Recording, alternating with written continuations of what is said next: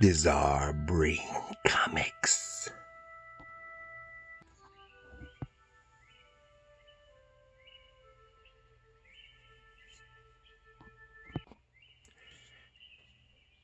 Hello, my comic book friends, and welcome to Bizarre Brain Comics. I am Gary, your host. This time, this is where I like to take a look at some older comics, talk a little bit about the characters and creators, and then examine the stories and the art. And this time, I want to take a look at this book here. This is Wulf, the Barbarian, from Atlas Comics, from, I think it was 1975. Let me take a look. In 1975, this is Wulf number 3. And for those who may not know the history of it, Atlas Comics was a short-lived publisher from the mid-70s, 75. They're around for just a few months. They the former owner and publisher of Marvel Comics started this in direct opposition to, intended to be direct competition to Marvel Comics, including similarity of cover design, types of characters, but a lot of the characters were just inspired by Marvel, standard Marvel characters. And they had poached a lot of talent from both Marvel and DC. It's caused a hubbub and a disruption in the comic publishing field. But they didn't last very long. I think that none of their titles lasted very long. I think the longest was 4 issues. But they tried to flood the market kind of all at once. But they had a lot of good creators. It was just kind of rushed and slipshod. But some of the characters were pretty interesting. And of course, Wulf is it's a sword and sorcery fantasy character, intended to be their version of Conan the Barbarian. They also had another fantasy character, which I'll cover another time, called Ironjaw.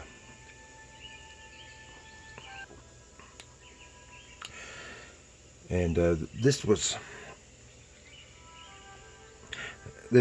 I'm not sure whether, even though it advertises a next issue at the end of this story, some of the others did too, and never had another issue. So I'm not sure if this was the last issue or if there was a 4th issue. I've got, do have either the 1st or 2nd issue of Wulf somewhere. And I think these are the only 2 of this title that I've got. I do have a lot more of Ironjaw. And this was written, scripted by Steve Skeates.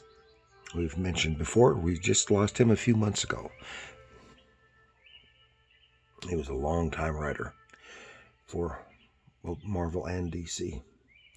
And but it was plotted and drawn by artist Leo Summers. And I was never very knowledgeable about Leo Summers, but I guess he had a long and fruitful career.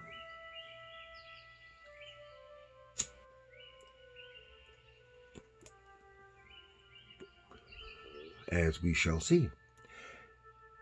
Okay, Leo Summers, born as from 1925 to 85. And he was born in California, but grew up in Seattle, Washington. And while attending a Catholic high school, he became interested in a career in commercial art. In 1943, he joined the Navy, serving in the Pacific. And after the war, he returned to Seattle and used the GI Bill to attend the Burnley School of Art. In 1949, he began drawing illustrations for Ziff Davis pulp magazines. And he drew numerous interior illustrations for the mags. He also moonlighted drawing illustrations for other publishers. And in the 1960s, he illustrated many paperback and hardback book covers and interiors, while also doing comics such as Bomba the Jungle Boy, and at Warren and Seaboard magazines through the 1970s. Yeah, because remember, Atlas is Atlas Seaboard, to distinguish it from the 1950s pre-Marvel Atlas. And this happens to be one of the comics that he worked on.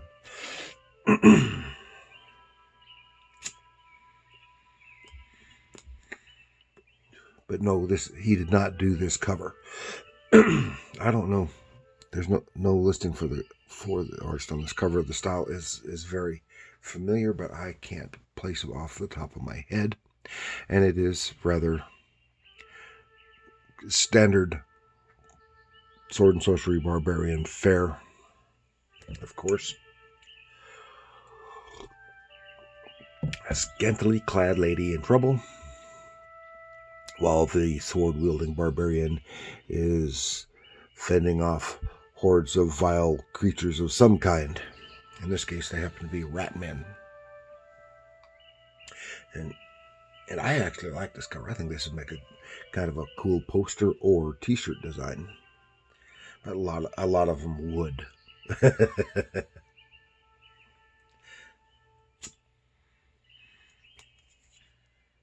So let's go take a little look. Okay, here you can get another view of that cover. Let's see what was on the back. Finish high school at home. Typical type of back page ad. Take a look inside here. Wulf has a splash page representing a scene from inside the story rather than being the first page of the story. And it doesn't list who did the coloring on this. Well, some of it is very good and admirable. I have some problems with some of the coloring, but this is nicely drawn. Summers tended to. It seems to have put a lot of minute little details in certain parts of the drawings with fine pens, so fine little lines in areas, which makes with this coloring sometimes it gets lost. Our story begins with our hero Wulf and a companion of his in a tavern, just trying to decide where they're going to go for some adventure. Now, here's one of the things I've got a problem with some of the coloring. Now, I don't. Now, of course, they had the good coloring on the main figure so that they show up well, and then everything else is in the background. But it's just all the details, and we'll see it again later, gets lost in the background. Of course, you want to highlight our main characters so that they don't get lost in the background. But it's just unfortunate that a lot of the fine drawing does get lost. And they're going someplace.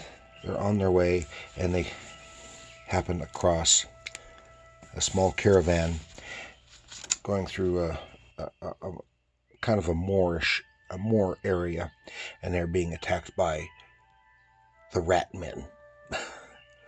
So they lend their aid now. There's kind of a wonky face in here, but he's kind of funny looking. Most of his faces are kind of odd looking here, but he has and I have to tell you, I'm not terribly thrilled with Leo Summers' artwork, at least in here, but he is a fine artist. He was a fine artist. Some of his stylization, and he's a good draftsman, good visual storytelling, but I'm not thrilled with stuff like his facial features and stuff. But so they lend their assistance, and they fight off the rat men. Of course they do. And then they're pretty much invited to come along, lend their protection and for pay. And some of the mercenaries, after this, they take off. Their mercenary captain is there, but they take off. And they take most of the horses with them and supplies, because they know that the rat men are going to be coming back. So they get ready. Said, we only have a few horses. We're going to have to double up. We've got to get to this Iron Citadel, which is where they're going, because the rat men are coming back. So so they're heading off, and because here they see the rat men on their kangaroo-like mounts are coming back, and it's a chase. And here you see Iron Citadel, which is like the whole thing is a iron and steel foundry. Here they are giving chase. They're just in time, and the rat men are fended off by the defenses of the place, which involves flame-throwing crocodile sculptures. And they go in to meet the young lady's betrothed, who is the lord of this establishment. And you see the smells, and it just looks big industrial stuff. But you can see used some actual reference from foundries to depict it, because it's a very industrious place, and they got more damn ads in here. And he startles them with this sculpture that shoots flame over their heads, and it was just a little joke, but it really ticks off Wulf. He introduces himself, and then Wulf goes to kill him, because it turns out that he is the stepson of Mordek, Wulf's hated enemy, and he is intending to kill, and he goes to kill him and says, "No, hold up." And he stops, hears the story. Turns out he's a stepson of the hated Mordek, who is an evil sorcerer of some kind, and he was put here. This is placed to kind of get him out of the way, and he took this horrid place and turned it around into a very profitable, and because he is an alchemist and apparently knowledgeable in metallurgy, and now that it's very successful, and Mordek knows nothing about it. Well, it turns out, Mordek, the sorcerer, knows all about it, has allowed it, and he sees him here, and it was revealed himself magically through some kind of viewer portal, and there they go. And turns out he's in control of the whole place himself. Sets his people and the machines and stuff against them. They rush, fight, trying to get away, but the lord of this place, I've forgotten his name, has something up his sleeve while they're fighting off the guards and stuff. They go and set the self-destruct mechanism. And they only have a few minutes to get away, and he also had a hot air balloon. for just such an occasion. And they get away from that, and then the whole place kablows up. And it turns out that, oh, it was so successful. This guy also had a lot of gold stashed, and he has a good deal of the gold right there on that balloon. So they're going to be fine. They're going to go to where he's got a hideaway, and they're going to get married and such. But Wulf, he wants to go get Mordek, so he has them drop him off where they see some wild horses, and he goes after to get him a mount while the balloon is off into the distance. And it says, "Next, Sword and Sorcery Unleashed." So we never actually do find out whether he ever gets Mordek or not, because, oh, well, that's kind of going to be the end of it, even if there is a next issue, which I doubt. But it is well told. It's the story is lacking a little bit in characterization, and the lovely lady is not scantily clad at all, but it's still, everything is well drawn and pretty well told. It's a reasonable story, not outstanding, as so much of Atlas stuff was not outstanding. A lot of the stories were lacking. That's why they had so many change-ups in just a few issues. But I like getting the Atlas comics. I remember back then I got several of them, and I enjoyed them because they were an interesting departure. And now I hear that some publishers are trying to come back with some of these old Atlas characters. I don't know for sure. We'll see if that works or not. But I like the cover, and while I'm not thrilled with Summers' art, he is a fine artist, and he does a pretty good job at telling the story visually. It is reasonably dramatic and dynamic where it needs to be, so it all around it works. And it's just that the style is not aesthetically pleasing to me, which is okay. So thank you for joining me. Please like, share, subscribe, leave a comment.